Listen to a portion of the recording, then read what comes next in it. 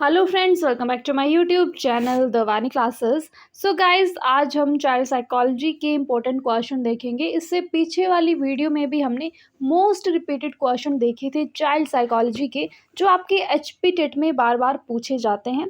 तो उस ही सीरीज़ को हम कंटिन्यू रख रहे हैं। आज हमारा पार्ट 13 है इस सीरीज़ का, एचपी प्रिपरेशन सीरीज़ का।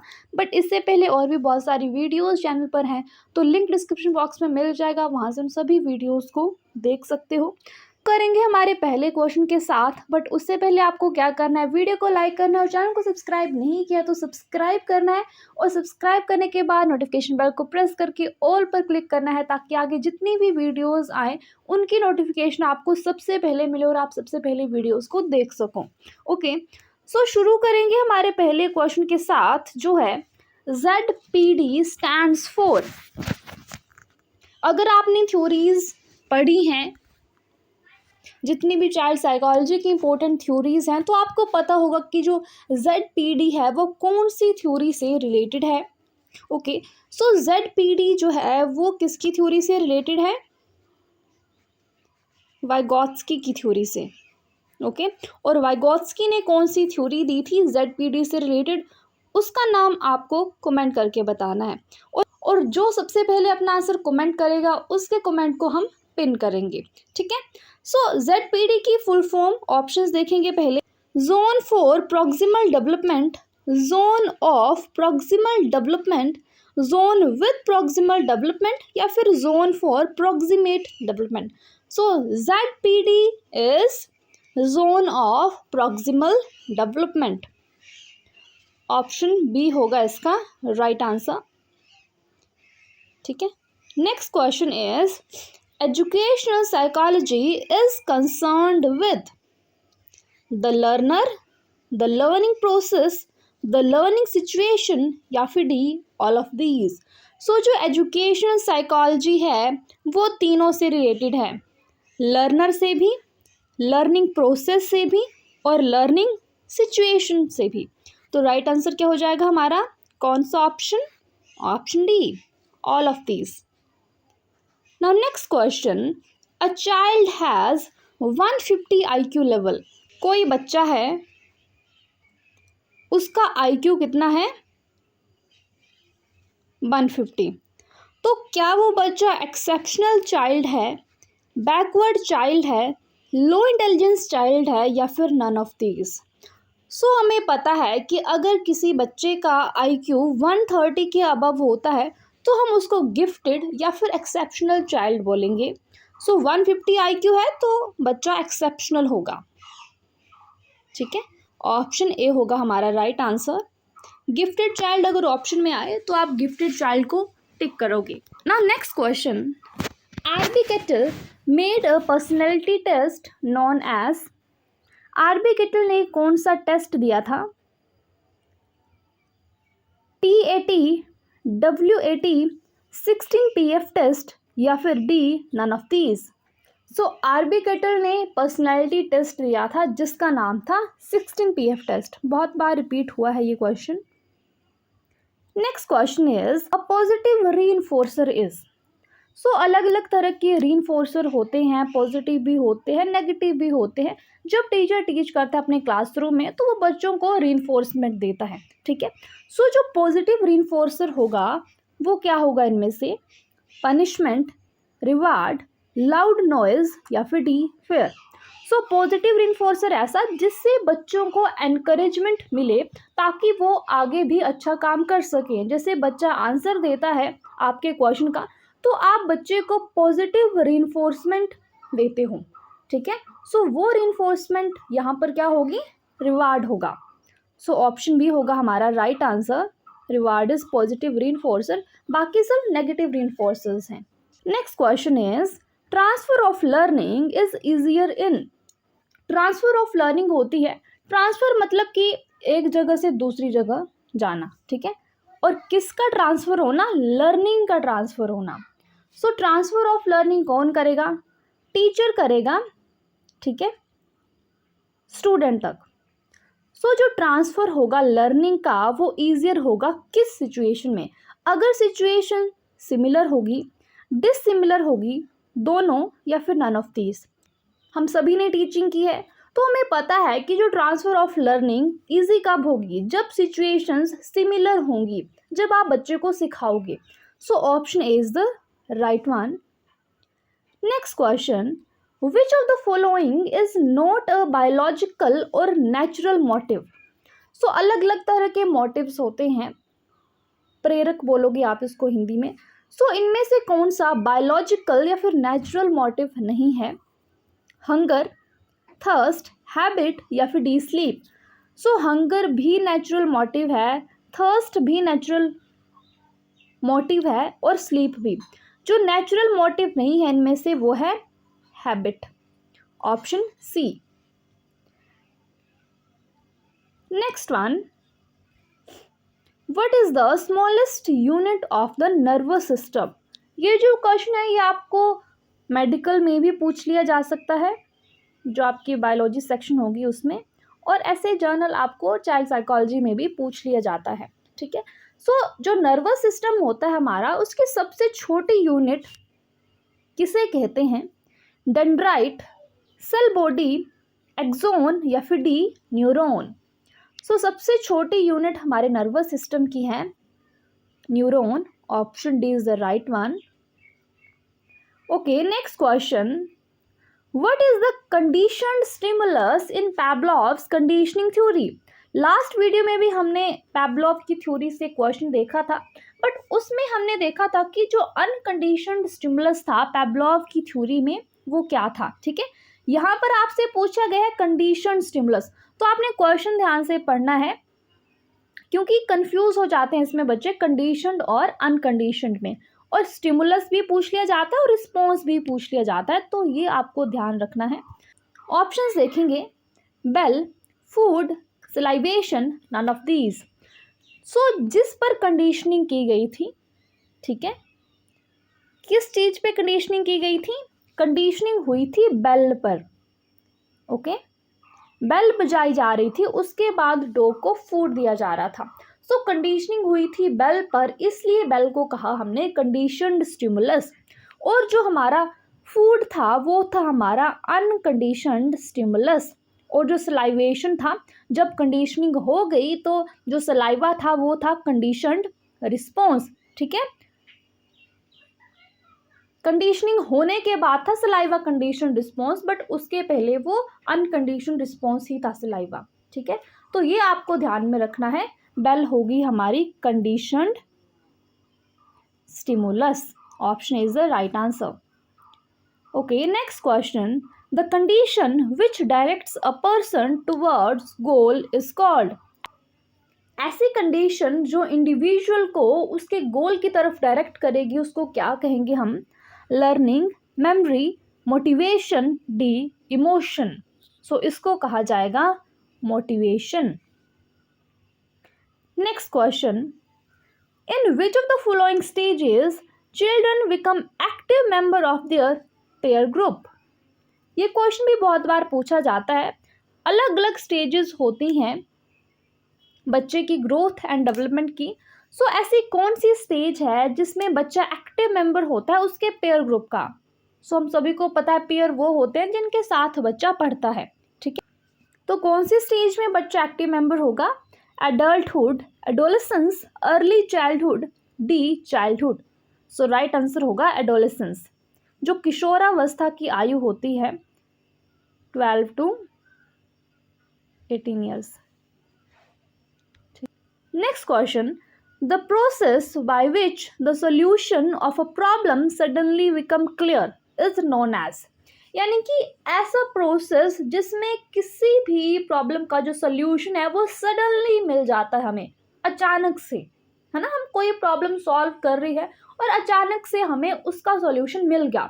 सो उस प्रोसेस को हम क्या कहेंगे? Aha experience, thinking, reasoning, none of these. तो इसे कहते हैं हम aha experience, option A. Okay, next one, of the following factors which one is not related to memory.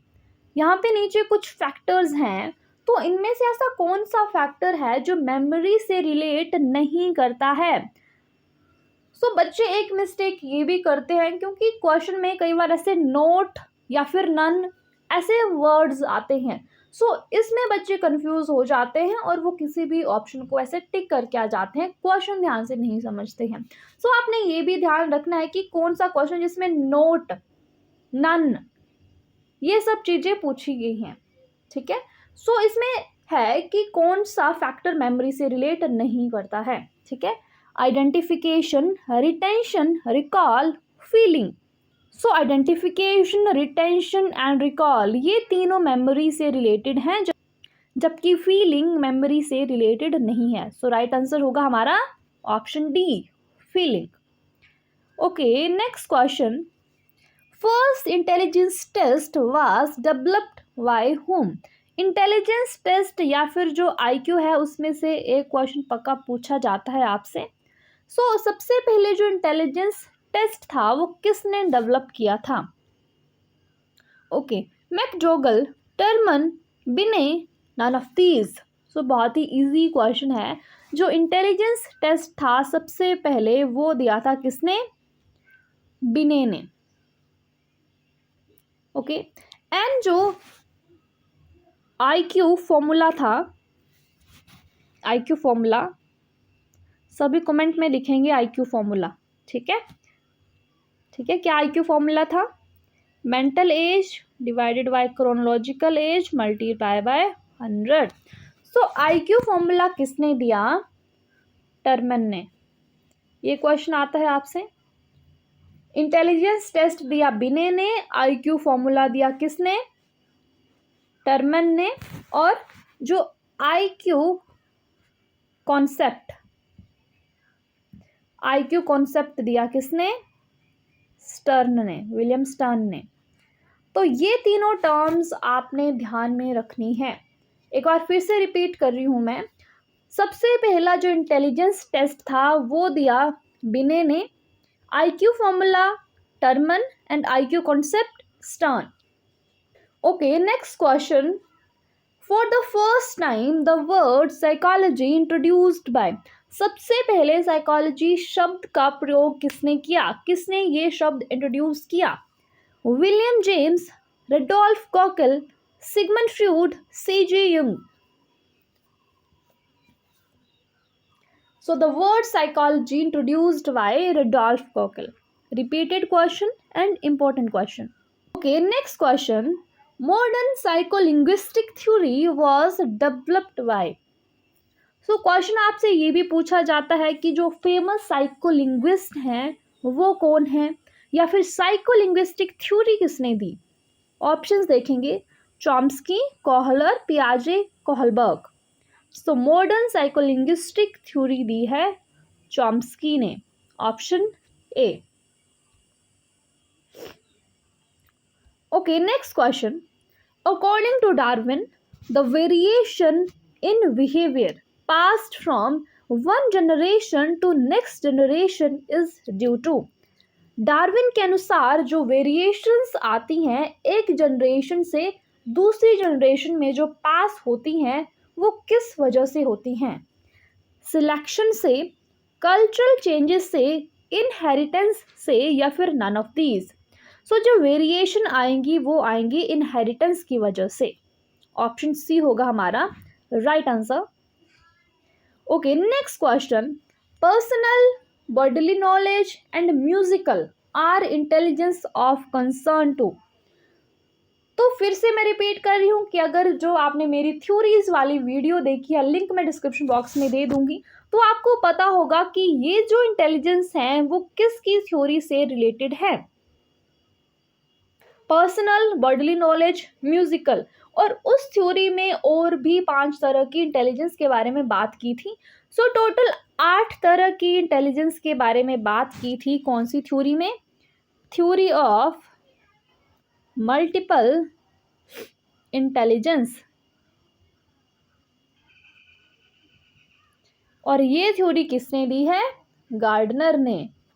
तो इस क्वेश्चन का राइट आंसर हो जाएगा हमारा ऑप्शन बी, गार्डनर, ठीक है। Next question. According to JB Watson psychology is the science of? JB Watson ने psychology को किसकी साइंस कहा? Science of soul, mind, behaviour, brain. So JB Watson ने कहा कि जो साइकोलॉजी है ये बिहेवियर की साइंस है। Option C. Next question, law of effect was coined by Skinner, Pavlov, Kohler, D Thorndike. So अलग अलग तरह के लॉज दिए थे एक थ्योरी में, जिस थ्योरी का नाम था trial and error theory. Okay, so इसमें जो लर्निंग के लॉज थे वो 3 लॉज थे, जिनके नाम हैं law of readiness, second law of exercise and तीसरा लॉ ऑफ इफेक्ट। ठीक है, ये तीनों लर्निंग के लॉज थे और ये दिए किसने? थॉर्नडाइक ने अपनी कौन सी थ्योरी में? Trial and error theory, Thorndike की theory. Next question, Ebbinghaus has done the pioneering experiments on perception, emotion, memory, thinking. So Ebbinghaus ने किस पे एक्सपेरिमेंट्स किए थे? मेमोरी पर। Option C. Next question, who is the father of individual psychology? So यहाँ पर confuse नहीं होना है, इंडिविजुअल साइकोलॉजी पूछी गई है, ना कि साइकोलॉजी। ठीक है, David Hull, Thorndike, Alfred Binet, Alfred Adler. So individual psychology का फादर कहा जाता है अल्फ्रेड एडलर को। Option D. Next question, Freud emphasise the role of dash in shaping. Freud ने किस पे एम्फेसाइज किया? Free will, group influence, unconscious desires, D hormones. So right answer होगा हमारा option C, unconscious desires. Next one, adolescence is the period of stress and strain, who said these words? सो किसने ये कहा कि जो एडोलेसेंस है वो पीरियड है स्ट्रेस एंड स्ट्रेन का, या फिर स्ट्रेस एंड स्टॉर्म का? जेन पियाजे, Stanley Hall, B F Skinner, none of these. Right answer हो जाएगा हमारा ऑप्शन बी, स्टैनले हॉल। और स्टैनले हॉल को फादर ऑफ एडोलेसेंस भी कहा जाता है। Okay, next one, teaching is an interactive process. Teaching एक इंटरैक्टिव प्रोसेस है, किसने कहा ये? H C Morrison, Ned A Flanders, Edmund Amidon, या फिर N L Gage. So right answer is option C, Edmund एमिडन। इन्होंने कहा कि टीचिंग एक इंटरैक्टिव प्रोसेस है। ओके, सो गाइज आज हमने 25 क्वेश्चंस, मोस्ट रिपीटेड क्वेश्चंस देखे हमारी चाइल्ड साइकोलॉजी की। वीडियो हेल्पफुल लगी हो तो वीडियो को लाइक करके जाना, चैनल को सब्सक्राइब नहीं किया तो प्लीज़ डू सब्सक्राइब। जल्दी मिलते हैं और भी इंफॉर्मेटिव वीडियोज़ के साथ। Thank you so much for watching, bye bye, take care.